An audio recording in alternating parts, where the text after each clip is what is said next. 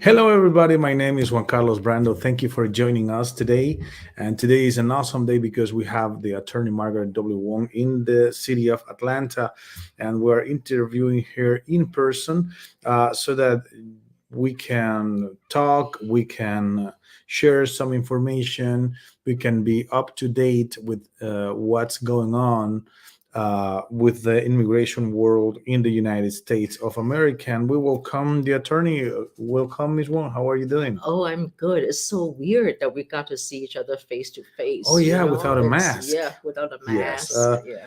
that's part of what Mr. Anthony Fauci said a couple of weeks ago, that we are allowed to be in the same building without wearing a mask.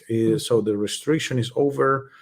And well, we are good. We're happy that we made it over the pandemic. Mm-hmm. It's still there, but we are healthy. We are willing to move forward in more activities in the future, and good things are coming. So, Ms. Wong, by the way, happy International Women's Day.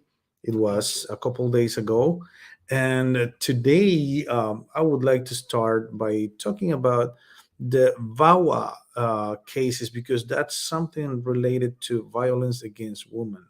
Um, why do we have this kind of law or benefit for those persons or those people that are victims of crimes? And you are right. In years past, I've been doing this for 45 years. About 20, 30 years ago, we really didn't have that. So immigration struggled with, oh my gosh, we know it's a real marriage. We know she's abused, but under the law, where do we fit her? It's just like asylum. You have to fit the five grounds. We know there's asylum, but we couldn't find the ground. So Wawa came in. It's sort of not fair to say it's only violence against women. It could be against men. It could be against transgender. It could be against anybody who was violated. And the nice thing about Wawa is there are really only two types of abuse. You either do a physical abuse or you do a mental abuse. So it's not like some laws where it's pretty, what abuse, but there should be at least there's some threat. And also the beauty of this law is really doesn't apply to a lot of people. So for example, I'm married to a Chinese, and he have no papers, I have no papers. I could not do Wawa because that person is not a green card or citizen.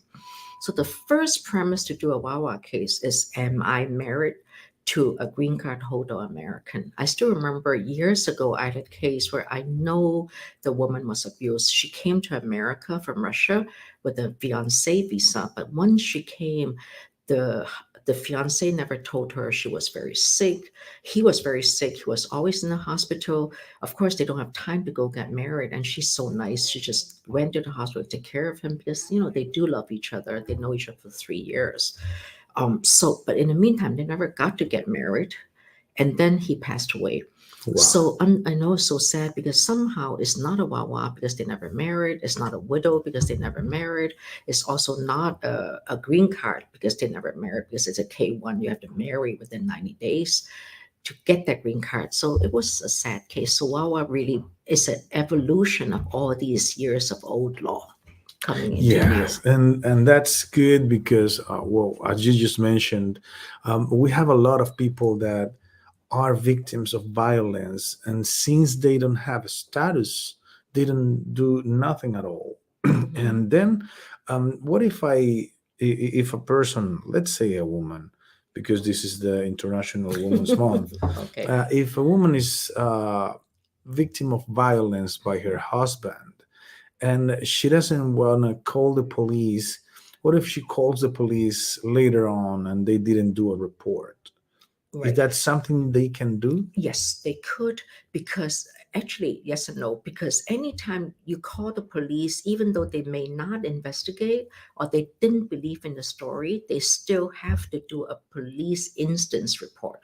So my recommendation on that kind of situation is, even though you're late or you went to a shelter, you never gave your real name because you were scared, still get the instance report, write down your story, make it like very visual. It's not just a story, it's a narrative about what time, what day, what month, what is it, a Saturday night, Friday night, Wednesday night. Make it very visual. Immigration may or should or could believe it if you really hammer down at what time, at what hour, what happened, were you at home, were you in a restaurant.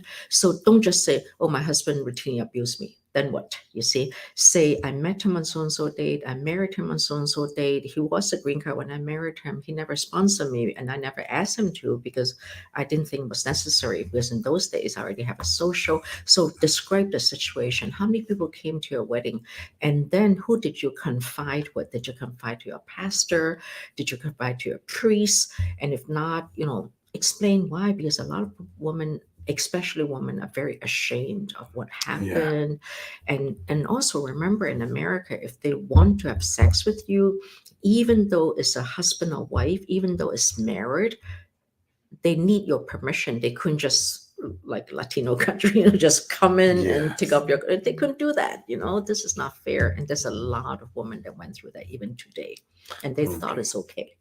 Okay, and well, thank you so much, Ms. Wong, for giving me this answer because it's very interesting. And if you have any questions, please send them to our Facebook Live, and Ms. Wong will be free to answer your call. So please feel free to send your question or maybe give us a call. The phone number is 216-279-3984, 216-279-3984. So we have Hayendra Patel saying, hello, I am Hayendra or Jayendra. I applied for STEM, OPT, and USCIS. Send me an RFE, but I never received RFE copy at my home. Ah, so basically, I think the question is he applied for the STEM OPT, he got an RFE, which have a certain day you have to answer, but he never got it. He may have missed the date. Maybe talk to your foreign student advisor, the FASA. There's a foreign student advisor, and see if they can get you a copy. They can get it in 24 hours if they're willing to help, because they have a service help desk line that they can just call and people answer promptly. So get the RFV and respond, explain why you're late. Because of President Biden and because now there's such a big shortage of workers, they should allow some lateness. Also, because of the virus, there is a 30, 60, or 90-day extension. So check the web on the number of days of extension. Talk to your FASA, and especially as a STEM OPT. So you must have a science degree, and I wish you luck, and I'm sure everything will be okay because America needs you. Thank you so much, Ms. Wong, for this answer. And Hayendra or Jayendra Patel, if you want to call the office, the phone number is 216-279-3984. 216-279-3984. You can be in any of the 9 cities or in the United States, and you can just call. The phone number is 216-279-3984. Ms. Wong has offices in 9 cities of the United States, in Atlanta, where we are today. Tomorrow she's going to Nashville, Columbus, Cleveland, Chicago, Minneapolis, Memphis, New York, and Raleigh, North Carolina. And the phone number is 216-279-3984, 216-279-3984. I was deported by the Trump administration. I can return to the United States now with a new government. I did not commit any crime. I am Cuban, only that they did not let me fight my asylum case. They kept me in a detention center for 3 months, and they deported me, and I qualified for parole. Can I fix my papers from Mexico? Yes, let me ask you this. It's interesting when you say you qualified for parole. So did they let you in last time on parole? But I also thought you get deported. So the sad thing about Cuban is that you still need that wet soil, dry soil. In the olden days, you just have to go on a boat halfway around the ocean. Someone rescue you, you get a green card. Nowadays, you have to touch land before they give you a parole and get a green card, if you just came undocumented or illegally, they treat you like any regular asylee. But lately, I have seen quite a few Cubans who came through the southern borders and they are filing asylum and they are parole people, which means that at least under parole, you can get a 1 year work permit. And then by the time you file asylum, you file another work permit. So, my question to you is, you need to have a very good reason. Not every Cuban can come to America and apply for asylum, but make sure you have a very, very good story and see what happened last time. You probably already have expeditious removal. Think of other ways, because lately I've seen quite a few Cubans. Some Cubans paroled in, some Cubans they came in undocumented, and now we are filing asylum. So it depends on the situation, and then maybe do something about it, because I just feel bad for you. Okay, thank you so much, Ms. No Wong, for problem. this answer. And don't forget that you can call. The phone number is 216-279-3984, 216-279-3984. Uh, this is a recommendation, I think. Elizabeth Garay, she wrote in Spanish, but I will read in English. Good morning, the best attorney in the United States. Thanks to your law firm, especially to the licensed Florence. My daughter is already a green card holder. It was not an easy process, but she never let us alone. 100% recommended. Greetings from Tamaulipas, Mexico. Eternally grateful. God bless you. Oh, thank you. I will definitely let Florence know. In fact, Florence works here. I just saw her this morning. She works in our Atlanta office. And thank you. She's a very good person. She's in the building, Uh-huh. actually. Thank you so much for Yes. this message. And please don't forget to do the review for Florence. You can go to Google or Facebook and you can give her the review, and she will be so happy to read this good review about her. Thank you so much. Um, okay, so the next question, I don't want to get lost with the questions. Um, Okay, hi, I am Christian from Cameroon. Just to know if Cameroonian can get TPS in the United States, and if it's possible to to apply for travel document, advance parole to go to the United States. When my case is still pending, I get work permit, social, but can we get a travel document, advance parole from I-131 to travel out of the United States? That's a very good question. You already have work permit, which means you probably are in some proceedings in court or in immigration. If you file for the green card, so under the green card application, you can do parole, but under the asylum application, you probably should not do parole. Under Trump, it was actually denied a lot. Under Obama, we have been doing parole. Under Biden, I don't recommend it, because in the meantime, a lot of Trump officers are still there. But Cameroon is not TPS, and I'm very sorry. Okay. Yeah. Well, maybe you can call the office and find out what other options you have. When you get to talk to Ms. Wong, she will ask you some questions related to what you are presenting, but she will find something else. I don't know how you do it, Ms. Wong, because you are talking to someone, and of course you are listening, but as you are listening, you are thinking about, well, maybe this is not what we can do, but I have another solution. Hmm. I don't know how you do it, but thank you so much for Oh. doing that all the time with clients that maybe sometimes we were told about asylum, but meanwhile we're telling Miss Wong about asylum. She knows that's not the option, but she has another option that we can get. So that's one of the advantages to work with an attorney with over 45 years of experience. And thank you so much. The phone number is 216-279-3984, 216-279-3984. um, Okay, I am married to an American citizen in Mexico. Can I apply for some benefit here in the United States? I am now in the country illegally. So This person got married in Mexico and came to the United States crossing the border without inspection, but she is married to an American citizen. Okay, so even though you're married a person in Mexico, the marriage jurisdiction is in Mexico, you could still apply for green card. On the other hand, because you came to America undocumented, these are cases where first you file the visa petition, which is the I-130. It takes about 6 months to 1.5 years. Then you have to file the 601A, the pardon, and you have to go out back to Mexico for 2 weeks and come back. Now, my question is, why did you have to come undocumented? And I presume he's still in Mexico because earlier, of course, Trump took it all away, but there was a situation where if he lived there for a few months, like 6 months, you also lived there for more than 6 months, you can actually do upfront adjudication. That means you can bring all the marriage documents and tax returns and go to the American embassy in Ciudad Juarez or Mexico City.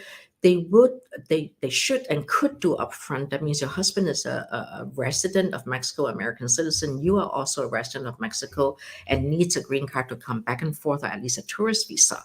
So I don't know why you didn't do that, but maybe you're newlywed. But but that's one thing I would like to do. Or as Mr. Juan Carlos said, maybe you are a abused woman that he won't. The fact that inaction is action means that he may not want to sponsor you. He doesn't want to lose you. He Oh, risks you coming to, it's very dangerous. People think, oh my gosh, I can just go illegally. I'm from Mexico. I'm from China. I can just go to Mexico and Canada and come in. It's very dangerous on that track. You could be shot by the coyotes. You could be pushed. You could be raped because they make you live in a hut for like 10 days if there's no traffickers available. I mean, it's very dangerous. That's why a lot of men come, but not the women or the young girls. I mean, or the young boys. So these are all things I would not just think of just doing green card, because that process nowadays in Mexico is taking 3 years. I would look at why he didn't, or you did not do it, or why didn't he do it. Of course, it's easy for him to say, I have no money. Then why does he come back and make some money for his family? So these are all a form of quiet abuse. I think it could be active abuse or inactive abuse. So I'm not saying he's abusive. He must be a very loving man, but and then things like that. So go yeah. back to the roots of the issue. Why did we come to America illegally when I have a USC husband? And how many Yes. children do you have? And that's true. And Elizabeth Garay is asking, why don't you have this show translated? Well, we have in the other Facebook page. I will send you the link so you can see it, because we have a show in Spanish. So I will send you right now the link so that you can follow us in the Spanish Facebook, and of course on Wednesdays at 9:30 a.m. in the Eastern time we have the show and it's translated into Spanish. So please join us there and we will be happy to answer your questions. Um,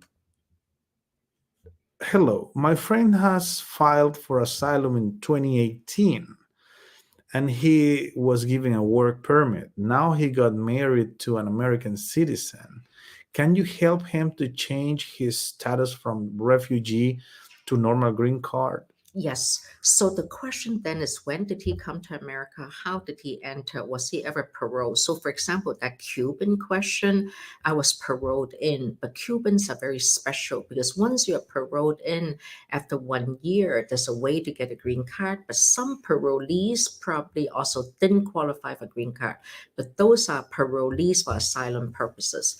But for example, you're a Mexican, you have a really good situation coming into America. So instead of checking the second or third square of the NTA. I know I get technical and I'm told not to get too technical. So to the notice to appear, if they check the first box, if you marry an American citizen, you can immediately file for green card with CIS because arriving alien have jurisdiction with immigration.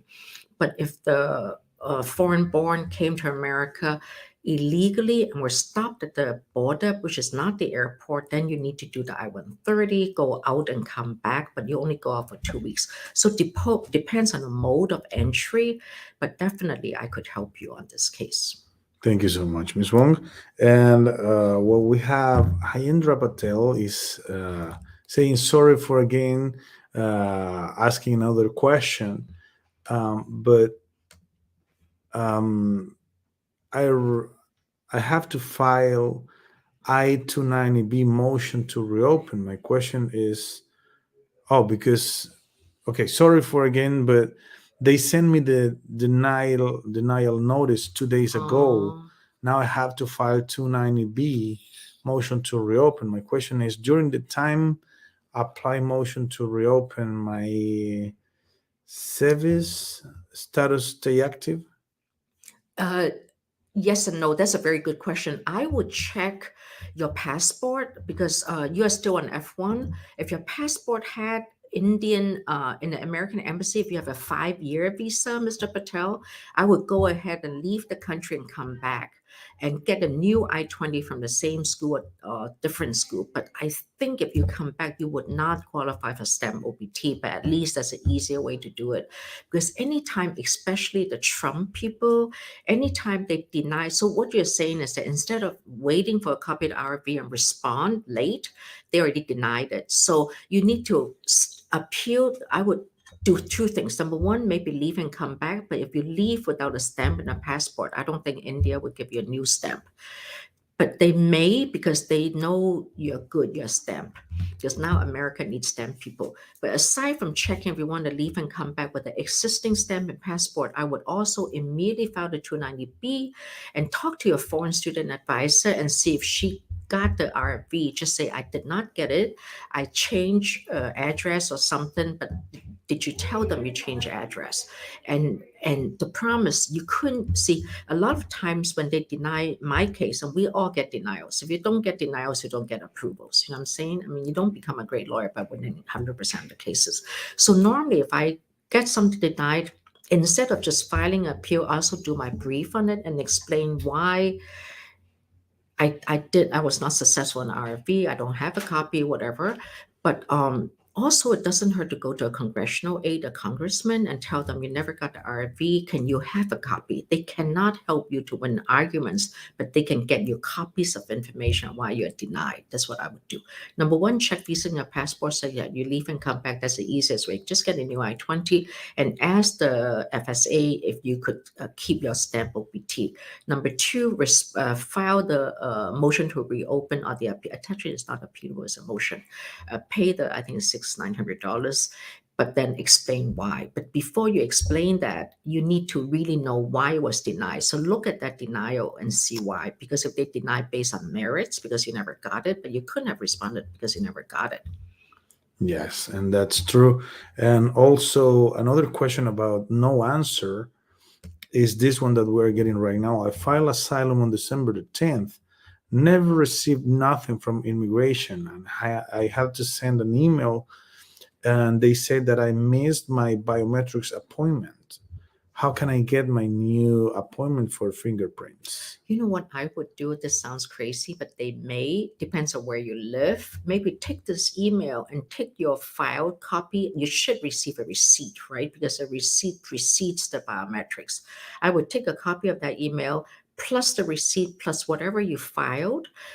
Just go to immigration office. They normally won't let you in without an appointment. But now with the release of the virus, I would just ask, can your officer do a fingerprint for me? Because I don't know how to request a new fingerprint. Actually, it's very easy to request one. But I would go because most officers in the fingerprinting department, they're nice people. They're nice. I mean, no, I mean, immigration are not nice, but normally they're nicer than the adjudicators because adjudicators are sort of burned out. They see 40, 50 cases a day. They get tired. They couldn't take the lunch break, the coffee break. But fingerprint people, they're not as burned out because they're actually not working that hard. So I would just take it and see if they'll give you a instantaneous fingerprint. That's what I would do. And first, you have to go through the guards. So make sure you're nice. Make sure you don't argue with them. Don't look sad because they get sad people all the time. It's nice of someone who is kind, who is not aggressive, and be nice, And sometimes they'll let you through, or they'll even I have cases where they actually bring you in and talk to the officer and say, "Can you do this for this wonderful young lady?" They're actually pretty nice nowadays. I mean, now that with Biden is here and stuff like that. Okay, thank you so much, Ms. Wong, for your answers. And our time is up right now. So thank you for having us today. And we will see you next Wednesday on the Spanish show. Thank you for coming to Atlanta, and we will look forward to see you again very, very soon. Thank Thank you you, so Mr. much. Juan. And Thank for you. you all that are joining us or that joined us today, don't forget that Miss Wong has offices in 9 cities of the United States, in Atlanta, Chicago, Cleveland, Columbus, Memphis, Minneapolis, Nashville, New York, and Raleigh, North Carolina. And the phone number is 216-279-3984, 216-279-3984. Attorney Margaret W. Wong, with over 45 years of experience in the immigration field. Thank you so much, and see you next time.